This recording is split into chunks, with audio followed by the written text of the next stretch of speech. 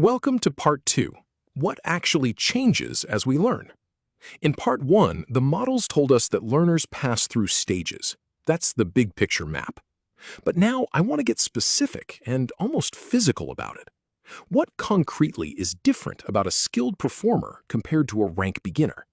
If you filmed both of them and studied the footage closely, what would you actually see change? It turns out that a great deal changes, and it changes more or less at the same time across many different levels of the system. And here's why this section matters so much for anyone who teaches. Understanding these specific changes is exactly what lets you design smart, targeted instruction for people at different points along the path. If you know that a beginner is fighting to control too many body parts at once, you'll coach them differently than someone who's polishing a nearly finished skill. So in the next several slides, we'll walk through the big changes one at a time, from the rate of improvement, to coordination, to muscles and energy, to attention, to error detection, to the brain itself. Let's get into it. Here's the menu for this section. 6 changes that we'll explore one by one. First, the rate of improvement. Big, fast gains early, followed by a long, slow climb. Second, coordination. Stiff, frozen joints gradually loosening into smooth, cooperative movement. Third, muscles and energy. Using fewer muscles with better timing and spending less effort overall. Fourth, attention. The eyes and the mind learning where to point, and just as importantly, where not to. Fifth, error detection. Learners starting to catch and fix their own mistakes without being told. And sixth, brain activity. Different regions of the brain taking over as the skill becomes automatic.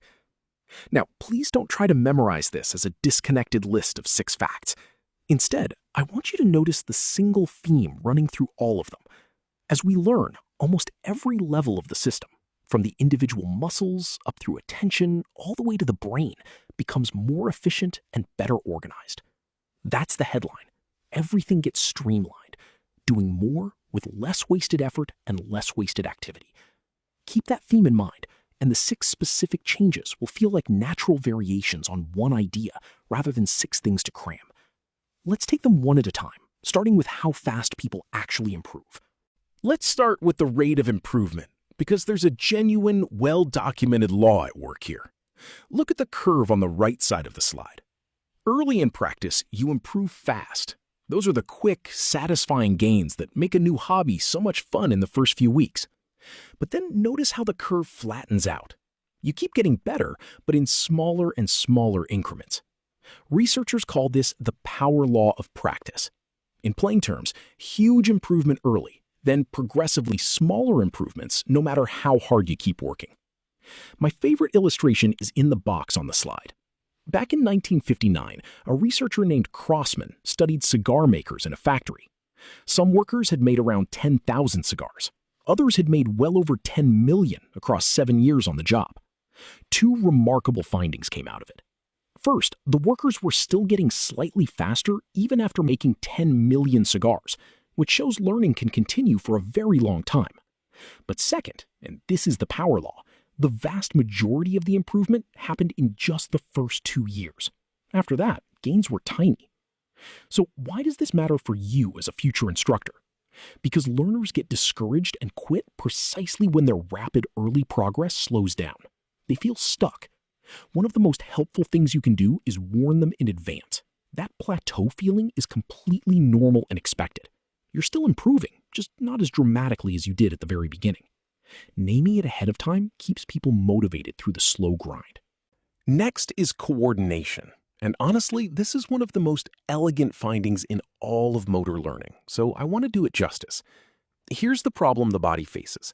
A complex skill asks you to control many independent moving parts all at once.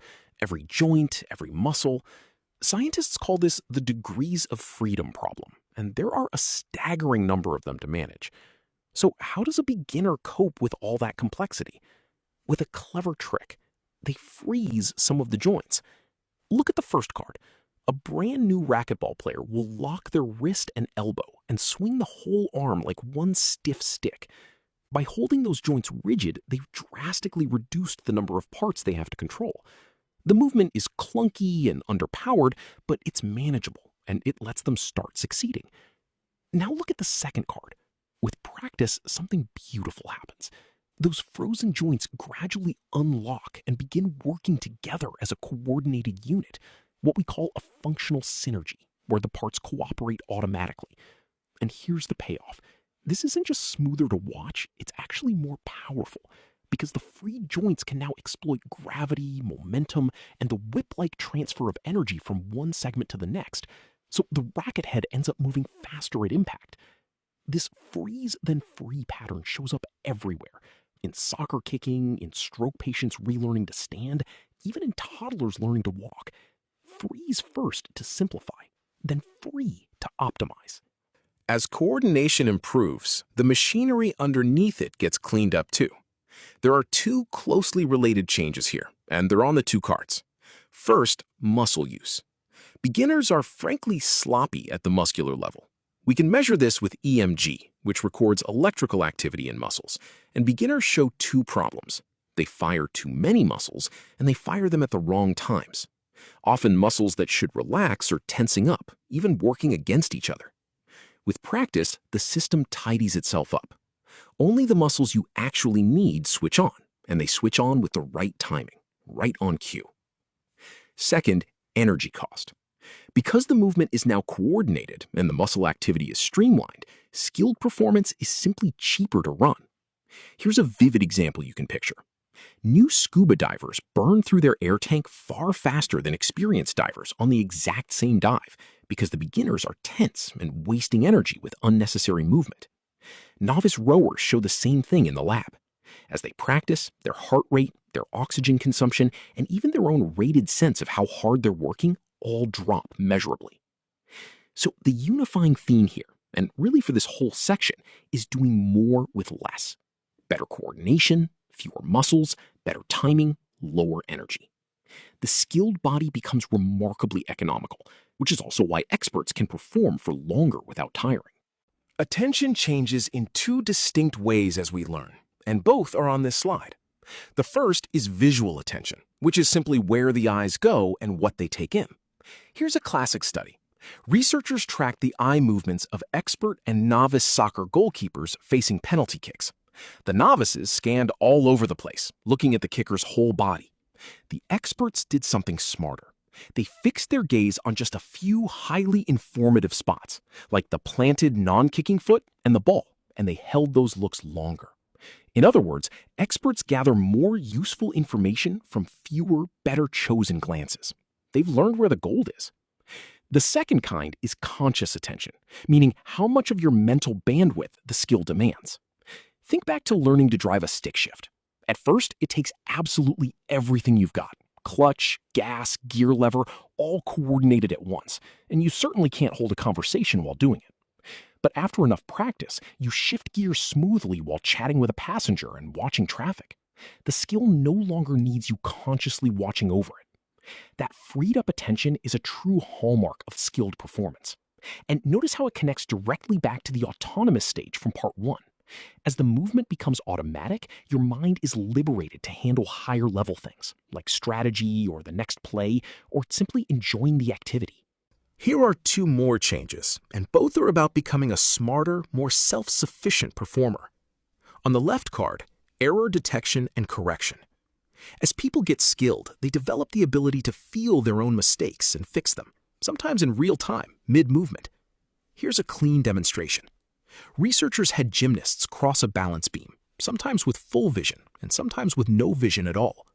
The skilled gymnasts, even with no vision, kept their speed and stayed upright because they could detect their balance errors through feel and correct them on the fly. The novices, by contrast, took nearly twice as long and wobbled badly without their eyes to guide them. That ability to monitor and self-correct is something practice builds. On the right card, the brain itself. Learning literally reorganizes the brain, a property we call plasticity, which just means the brain's ability to change with experience. Two findings stand out. First, the brain regions most active early in learning are not the same regions running the show once a skill is well learned. Control actually shifts to different areas as movements become automatic. Second, and this one always amazes students, In one famous study, just 3 months of juggling practice measurably increased the density of gray matter in brain areas that process visual motion.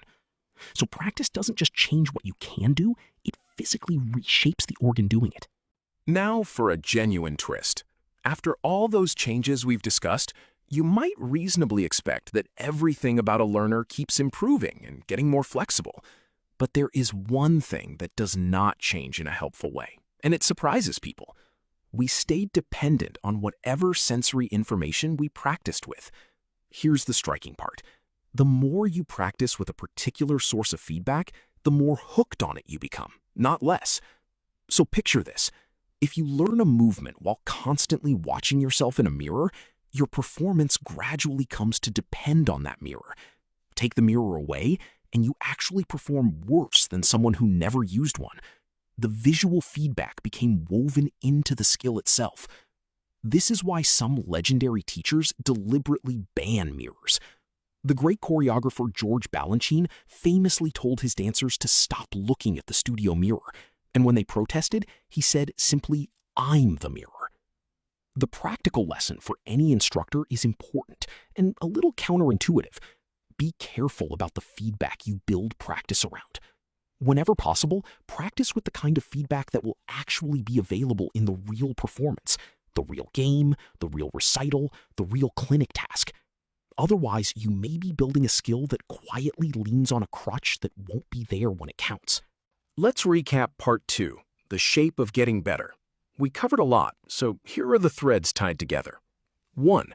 The rate of improvement follows the power law of practice. Fast gains early, then a long, gradual climb.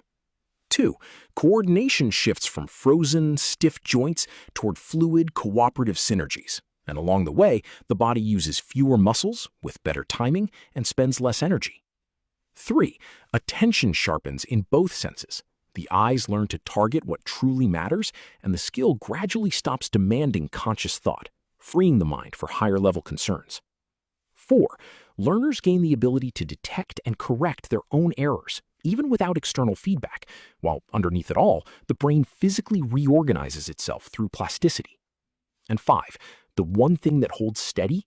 We become dependent on the sensory cues we practiced with, so we should choose those cues wisely. Step back and notice the unifying idea across every one of these. As we learn, the whole system becomes more efficient and better organized, doing more with less.